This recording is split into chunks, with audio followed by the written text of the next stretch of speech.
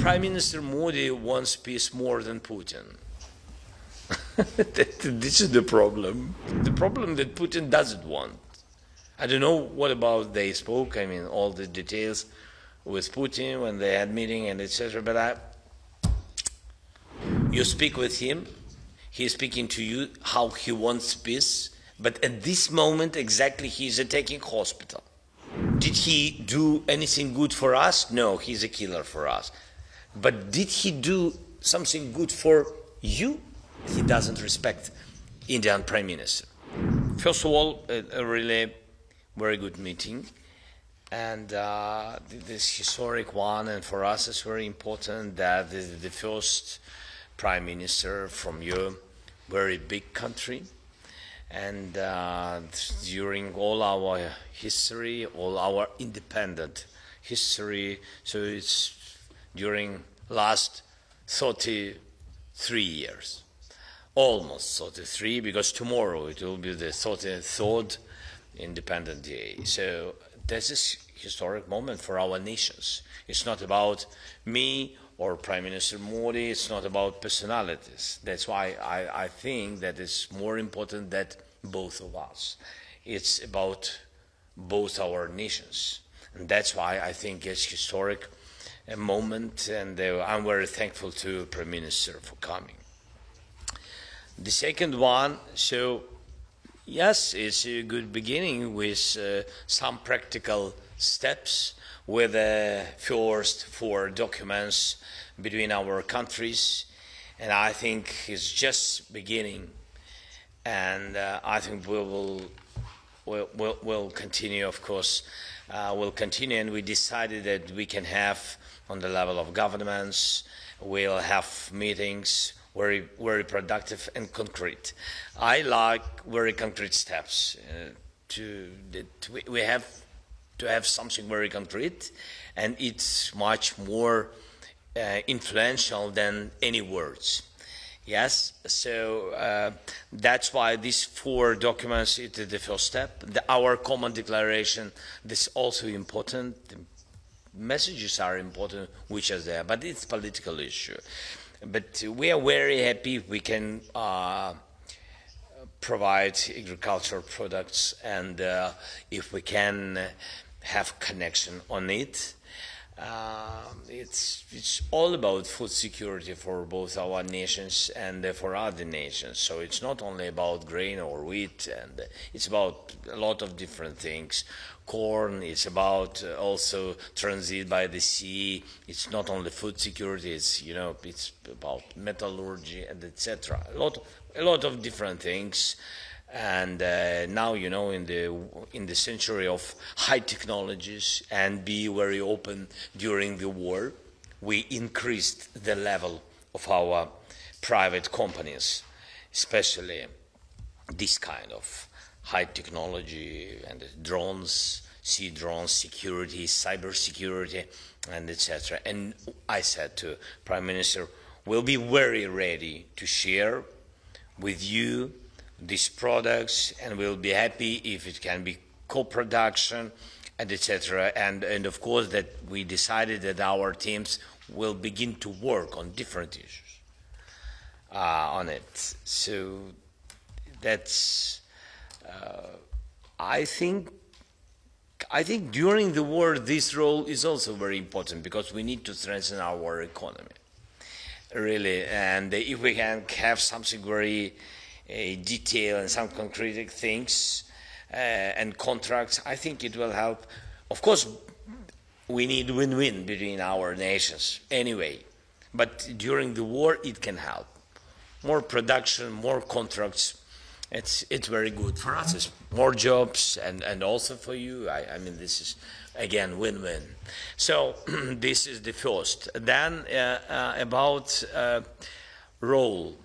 If we are speaking about global role, because you have global influence, very big country, very big population, and that's why, and very big influence on Russian economy. Today you have it, and it's true, because really a lot of export possibilities for Russia closed, but India is open. We spoke about it with Prime Minister. Of course, it helps today for Russian army. And I think that government of India, of course, understands it. And of course, we will be happy to work how to find alternatives. Because it's not about, again, you're a very big country, it's not about millions, it's about billions which are coming back, which Putin has back to Russia, and then he uses it only, because he has now really officially, he has now war economy. War economy, it means that the priority is war, not peace. Not only for his soldiers, it means that priority for his economy is war. And of course, if billions will come, and they are coming from any market, from India, Arabic countries, China, I mean, of course it helps him very much. So he has to feel how war is expensive, and his society has to feel, because he will not feel. Even if he will not get billions, he will not feel, because he's stolen all these billions from his people. His people are poor people. So he's stolen it during 30 years. That's why he will not feel it. But if his society will feel, they will push him to the peace. It's also very important, because his society, they don't understand what's going on, or understand and support him because of the media influence in their country, because Putin controls all the media, totally, 100%, and social media, not only public, commercial, everything.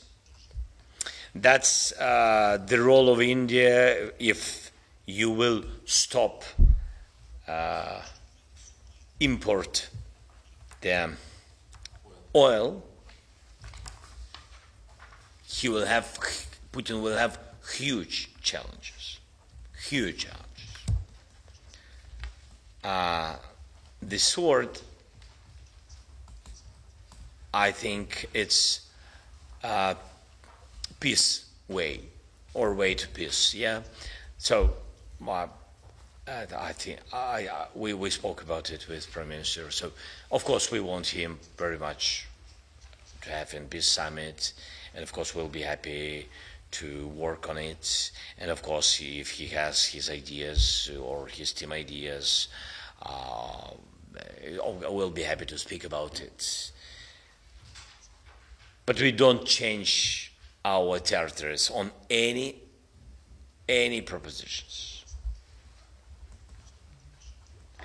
So we don't change our people to any propositions, and our territories, and our values, and our freedom and democracy. We will not change it. So it's absolutely understanding points. All other things we can speak, we can decide, we can find any. But I spoke very openly with Prime Minister. Prime Minister Modi wants peace more than Putin. This is the problem. You understand? So the problem that Putin doesn't want. I don't know what about they spoke. I mean, all the details with Putin when they had meeting and etc. But I said to Prime Minister, with whom you have a deal. I mean that you speak with him, he is speaking to you how he wants peace, but at this moment exactly he is attacking hospital. Did he do anything good for us? No, he's a killer for us. But did he do something good for you? For India? If during official visit of Prime Minister you attack the children in the hospital. It's a very important moment. So he had to recognize after that he doesn't respect India or doesn't control his army. And he will tell you that Putin controls everything. So he can't say that he doesn't control his army. So it means that he doesn't respect Indian Prime Minister. Otherwise, why he did it?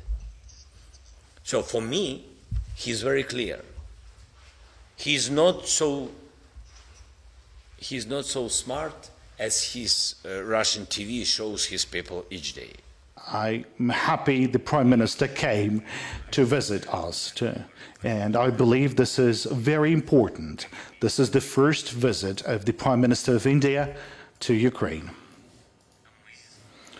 We are ready on our part to do the respective steps. We've heard the messages from the Indian side that they would be happy to welcome us, our team in India. I believe this is the approximation of our parties that is positive, not negative. As for the Putin, my position was that, and my signal of condemnation was not because the Prime Minister came to see Putin, but because the Prime Minister came to Putin and Putin killed our children, and we wanted to have some reaction, to hear some response. And I think it's important that the democratic world is understanding what is happening, that Putin is a killer.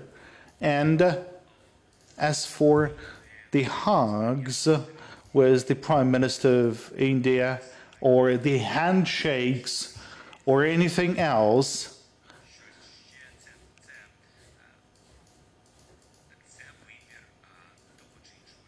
it's the decision made by every leader. I can't tell you anything with regards to that.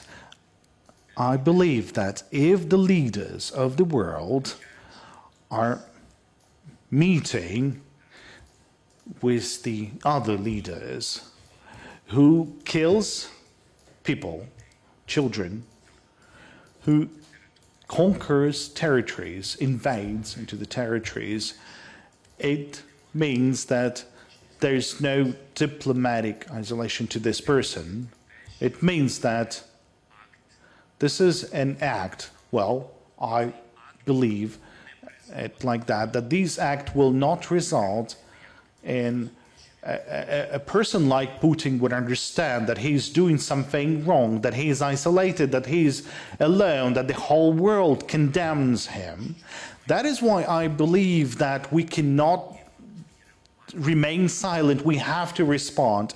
And I always respond because I know what would be the end to that. A longer war, someone gets tired or has a fatigue. One person meets Putin, 3, 4, 5, and then the people would gradually forget about the occupation, the killings, because life goes on, and there's many economic challenges in a variety of countries, and you would need to think about your own interests. So I will keep reminding this to anyone we have contacts with, and I think this is important. And let me pass to the second part of your question now. Why is this important? Because this is a signal. If the Putin can do something, then the others can do something. So whenever you're asking me about the other countries, including China, I think as long as Ukraine stands and fights and condemns the violation of sovereignty and territorial integrity, as long as the world is with Ukraine, the risks of other crises occurring in the world decrease. That is what I believe. If there will be a justification of Putin's actions, then I'm confident there will be consequences in other parts of the world as to the violation of the territorial integrity. Now, if those consequences, if the violation of the territorial integrity, sovereignty, etc., will happen, then Ukraine will always stand in support of those countries whose rights have been violated, and there will be countries fighting for their own freedom, and Ukraine will always support them. And it doesn't matter the size of the country violator, the size in terms of the territory or in terms of the army, because it's a matter of values. And these are the matters of people as well. Every single person, because every single person is important. Well, as for the other question, as for our operation, you've asked about the Kursk operation, because this is what I was interpreted. Це неправильно. Well, I believe the interpreter used the wrong word for interpreting that into Ukraine. We did not incurred into their territory, but in fact it was Russia that invaded the territory of Ukraine 10 years ago. They've prepared the incursion in the Kharkiv region, and they wanted to occupy the city of Kharkiv with the population of 1.5 million people. Because Russia has invaded in this direction, and the people from these small settlements of the Kharkiv region, they went to the city of Kharkiv, and now the population of the Kharkiv city is 1.5 million people. Russia wants to occupy this city. We stopped. So that was part of their operation. We have deterred that. We have broken that. And their next step was in the north of our country, and they've prepared everything for that. They were planning to start operating from the vicinity or from the direction of the Sumy region. And the difference is that we have conducted some preventive actions, preventing them from occupying our city. We managed to do that earlier, and since Putin is occupying us, and doesn't really taking care of his own territories, and we clearly understand that, because the air defense in Russia, well, we know, because we are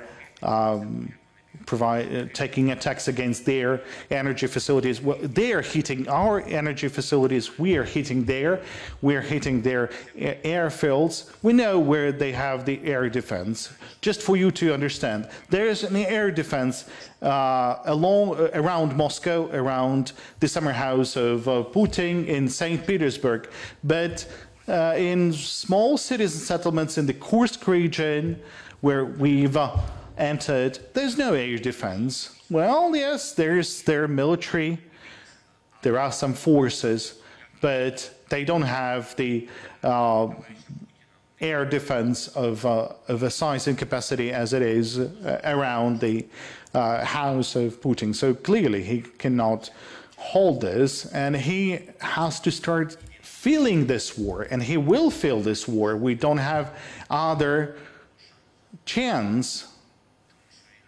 Because otherwise, if you're not stopping, if the diplomats of the world are not willing to isolate him totally,